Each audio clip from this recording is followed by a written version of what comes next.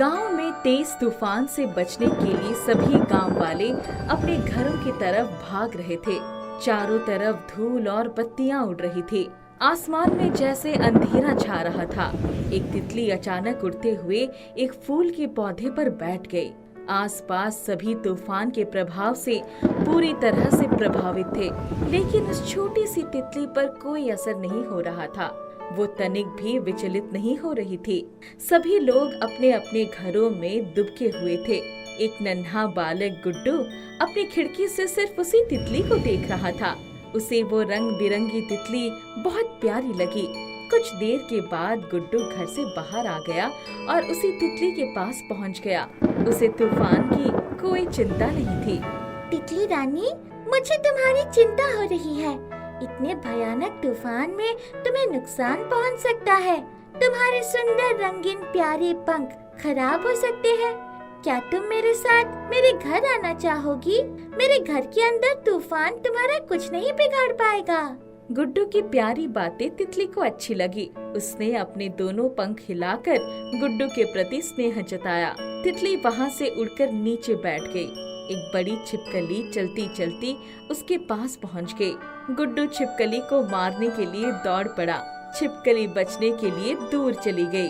खबरदार, मेरी प्यारी तितली को छूने की कोशिश भी मत करना, वरना तुझे मार मार कर छिपकली से तड़पती हुई मछली बना दूंगा। इतना सुनते ही तितली उड़कर गुड्डू के कंधे पर बैठ गई।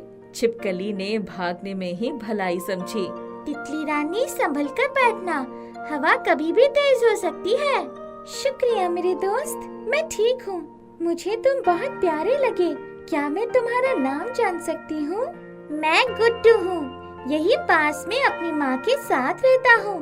क्या तुम मुझे अपना दोस्त बनाना पसंद करोगी? हाँ हाँ, क्यों नहीं। तुमसे प्यारा दोस्त और कौन हो सकता है?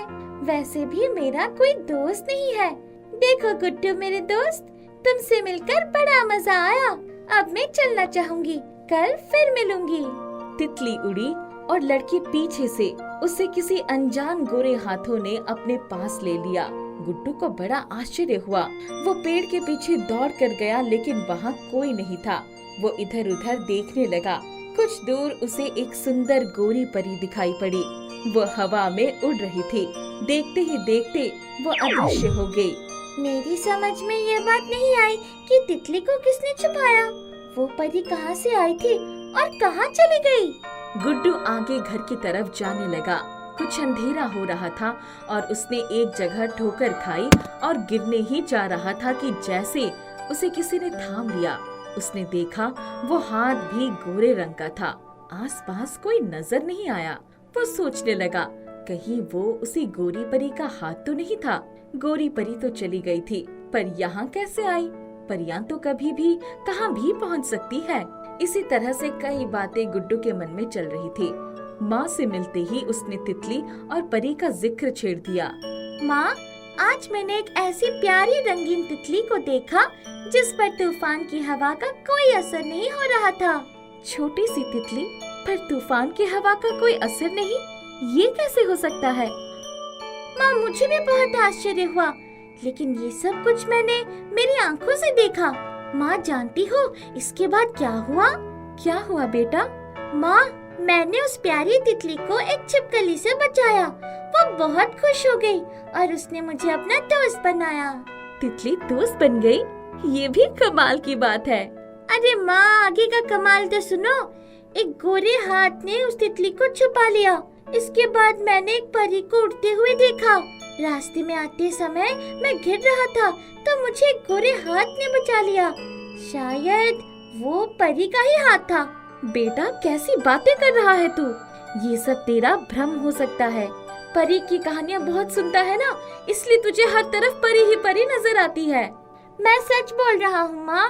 अच्छा, चूहे पेट में कबड्डी खेल रहे हैं, कुछ खाना खिला दो।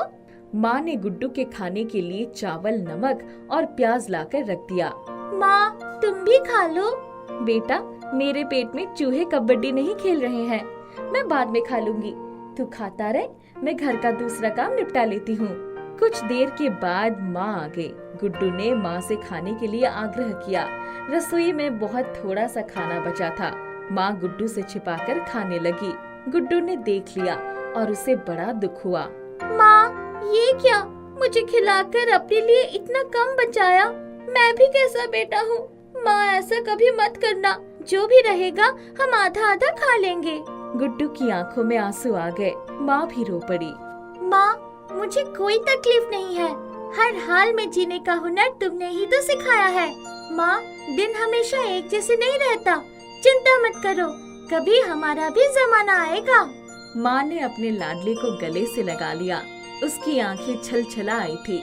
दूसरे दिन सवेरे माँ ने घर के गिने चुने सामान बांध लिए और वहाँ से जाने की तैयारी कर ली। मकान मालिक सामने आकर खड़ा हो गया। अरे, आप लोगों ने सामान क्यों बांध लिया? आपने ही घर खाली करने के लिए कहा था। चिंता मत करिए, आपका किराया मैं बहुत जल्दी ही दे दूंगी। आप कैसी बातें कर रही हो? क्या मुझसे कुछ गलती हो गई है? अरे नहीं, आपका किराया तो मिल ही गया है, बल्कि घर की पूरी कीमत भी मिल गई है। आपकी बहन ने दे दिया है। अब आपको कहीं जाने की जरूरत नहीं है। अब इसकी मालकिन आप हैं। ये रहे जरूरी कागजात। मैं मालकिन? आप मजाक तो नहीं कर रहे हैं? गोरी परी और दिव्या परी आकर सामने खड़ी हो गई। बहन, ये मजाक नहीं कर रहे हैं। आप सचमुच इस घर की मालकिन बन गई है। ये गुड्डू मेरा प्यारा भतीजा ही तो है। क्या एक बहन अपने बहन के लिए और मौसी अपने भतीजे के लिए इतना भी नहीं कर सकती? माँ, ये तो गोरी परी मौसी ही है। मैं इनसे मिल चुका हूँ। बहन, इस खुशी में कुछ मुंह मीठा कराओ। हाँ हाँ, कुछ मीठा हो जाए।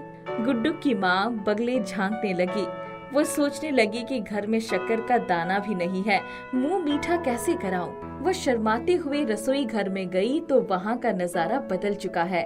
दाल, चावल, गेहूं, शक्कर, सब्जियां, चारों तरफ भंडार भरा था।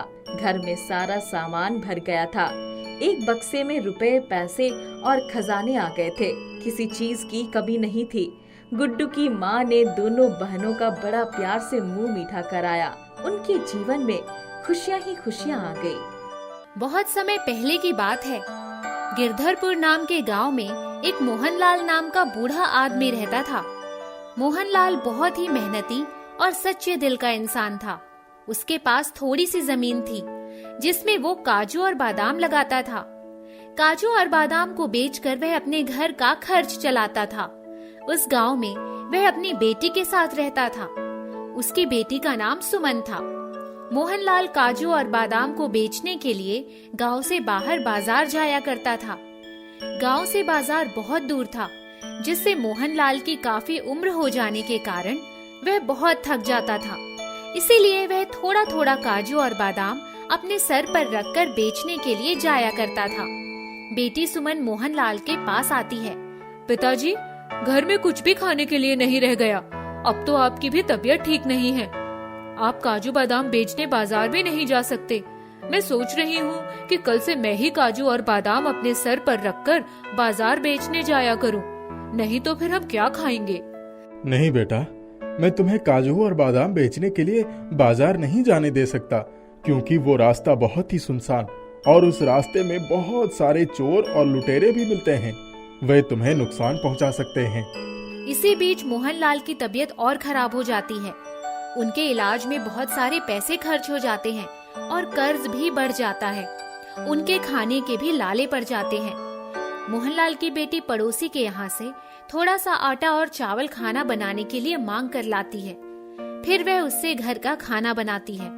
पड़ोसी का दिया हुआ राशन 1-2 दिन में खत्म हो जाता है। सुमन बेटा, बहुत भूख लग रही है, कुछ खाने के लिए दे दो। पिताजी, इस समय तो घर में खाने के लिए सिर्फ एक ही रोटी बची है। मैं वह रोटी आपको खाने के लिए दे देती हूँ। बेटी, अगर एक ही रोटी है तो फिर तुम क्या खाओगी? वो रोटी तुम खा लो, मैं आज भूखे ही रह लूंगा। हे भगवान, अगर मेरी तबीयत ऐसी ही रही तो फिर मैं और मेरी बेटी क्या खाएंगे? इतना कहकर मोहनलाल की आंखों से आंसू गिरने लगते हैं। तभी मोहनलाल को अपने काजू और बादाम की खेती के बारे में याद आता है। अच्छा बेटी, खेतों में जाकर थोड़े से काजू और बादाम ही खाने के लिए दे दो। अब मुझसे भूख बिल्कुल बर्दाश्त नहीं हो रहा है। फिर सुमन अपने पिताजी के लिए खेत से काजू और बादाम तोड़ कर लाती है। यह लीजिए पिताजी। फिर जैसे ही मोहनलाल वह काजू और बादाम खाता है, तभी उसे अचानक ऐसा लगता है कि उसकी तबीयत ठीक हो गई है और उसके अंदर बहुत ताकत आती है। मोहनलाल अपनी चारपाई से उठकर खड़ा हो जाता है। अरे बेटी, चमत्कार हो गया। ये काजू और बादाम खाते ही मुझे ऐसा लग रहा है कि जैसे मुझे कुछ हुआ ही नहीं था और मेरे अंदर बहुत ताकत ही आ गई है। अब मैं बहुत अच्छा महसूस कर रहा हूँ। मेरी सारी कमजोरियां दूर हो गई। लगता है यह भगवान का कोई करिश्मा है। आखिर उन्होंने मेरी सुन ही ली। बेटी, अब तुम चिंता मत करो। अब मैं तुरंत ही जाकर खेत से काजू बादाम तोड़कर बाजार में बेचने के लिए जाता हूँ। उसके बाद मोहनलाल तुरंत अपने काजू और बादाम के खेत में जाता है और बहुत सारा काजू बादाम तोड़कर इकट्ठा करता है और उसे अपने सर पर रखकर ले जाता है। अरे पिताजी, आप इतना सारा काजू बादाम सर पर रखकर इतनी दूर कैसे जाएंगे? इस तरह काजू और बादाम अपने सर पे रख के जाएंगे तो फिर से आपकी तबीयत खराब हो जाएगी। बेटी, तुम चिंता मत करो। आज तो मुझे पता नहीं क्यों इन काजू और बादाम का वजन पता ही नहीं चल रहा है। इतना कहकर मोहनलाल काजू और बादाम अपने सर पे रखकर बाजार की तरफ निकल जाता है। जब वह थोड़ी दूर जाता है, तभी रास्ते में दो लुटेरे मिलते हैं, जिसमें से एक का नाम गोली और दूसरे का नाम चंपू रहता है। वे दोनों बहुत ही हट्टे कट्टे और लंबे चौड़े होते हैं। अरे चंपू, उधर देखो, वो बूढ़ा अपने सर पर बहुत सारे काजू और बादाम लेकर जा रहा है। चल, उससे उसका काजू बादाम छीन कर हम बाजार में बेचते हैं, जिससे हमें अच्छे पैसे मिलेंगे। वे दोनों चोर मोहनलाल के पास आते हैं। अरे दादाजी, इतना सारा काजू और बादाम लेकर कहाँ जा रहे हो? बेटा, मैं बाजार में इन्हें बेचने के लिए जा रहा हूँ। अरे दादाजी, जरा हमें भी तो अपने काजू और बादाम दिखाइए। हम भी आपका काजू और बादाम खरीदना चाहते हैं। मोहनलाल उनके पास जाकर काजू और बादाम अपने सर से उतारकर रख देता है। उसके बाद वे दोनों बदमाश काजू और बादाम ले लेते हैं। बेटा, मेरे पैसे? अरे चल बुड्ढे, पैसे पैसे क्या करता है? अब यह काजू बादाम मेरे हो गए हैं। तू इधर से जल्दी से निकल। बेटा, ऐसा मत करो। ये तो मेरी रोजी रोटी है। इसको बेचकर ही मैं अपना और अपने बेटी का पेट भरता हूँ। कृपया इन काजू और बादाम के पैसे दे दो। फिर गोली मोहनलाल को तेज से धक्का देता है। धक्का खाने के बाद मोहनलाल को बहुत गुस्सा आता है और वह जाकर गोली को खींचकर एक तमाचा लगा देता है। गोली को मार खाता देखकर दूसरा बदमाश मोहनलाल को मारने के लिए आगे बढ़ता है, मगर तभी मोहनलाल उस बदमाश को भी अपने एक ही हाथ से उठाकर दूर फेंक देता है। यह देखकर गोली और चंपू बहुत ही आश्चर्य में पड़ जाते हैं। अरे चंपू, यह बुढ़ा तो हमसे भी ताकतवर है। अब तो हमें अपनी जान बचाकर यहाँ से भागना होगा। दोनों बदमाश वहाँ से भाग निकलते हैं। उन बदमाशों के भाग जाने पर मोहनलाल फिर से अपने काजू बादाम सर पे रखता है और बाजार में बेचने चला जाता है। बाजार में उन काजू और बादामों के अच्छे पैसे मिल जाने के बाद मोहनलाल खुश हो जाता है और उन पैसों से घर की जरूरत का सामान खरीदता है। उस दिन से मोहनलाल अपने काजू और बादाम की उपज में 2 गुनी मेहनत करता है। उसकी मेहनत रंग लाती है और उपज काफी बढ़ जाती है। यह देखकर मोहनलाल बहुत खुश होता है। अरे वाह, मेरे खेत तो काजू और बादाम से भर उठे हैं। अब तो इन्हें बेचकर मुझे बहुत सारे पैसे मिल जाएंगे। मोहनलाल ज्यादा से ज्यादा काजू और बादाम बाजार में बेचने के लिए ले जाता है, जिससे उसकी आमदनी बढ़ जाती है।